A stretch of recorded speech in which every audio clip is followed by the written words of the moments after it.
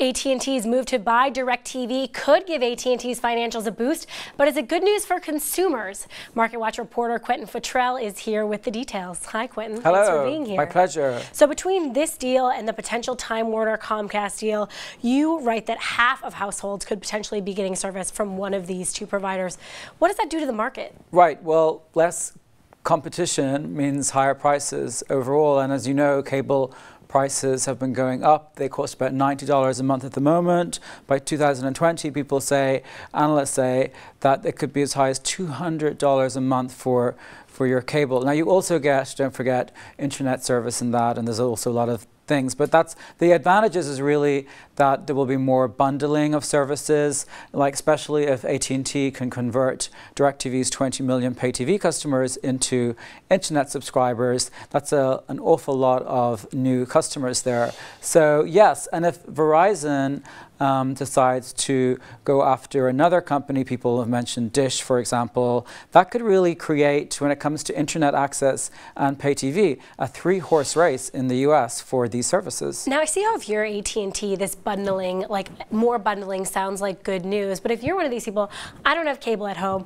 I only have internet, that's all I pay for, is that going to be the end of that kind of arrangement? Are you not going to be able to kind of pick and choose your services? You can pick internet if you want, but it will cost you. They throw in internet with the bundling, and it's very cheap. But if you really want to choose your internet, it's going to cost you a lot more money. And I think they will put pressure on people to give incentives to get more bundling, because if you see, like, Netflix has 33 million users at the moment, but 33 million people haven't cut the cord.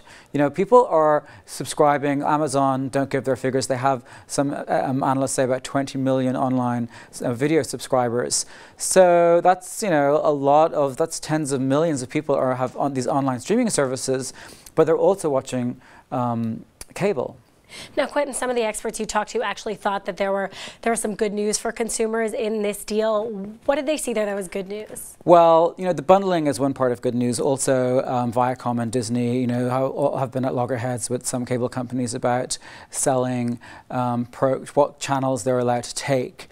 And they want, obviously, you know, cable companies to take more channels for more money, and they increase prices. So this, with fewer bigger companies, it might give these cable companies and ISPs more leverage when it comes to trying to create more a la carte services. So the idea is you might be able to be kind of a stronger negotiator going into some of these. Absolutely, exactly. All right, great. Quentin Fottrell, thanks very much for joining us. Pleasure.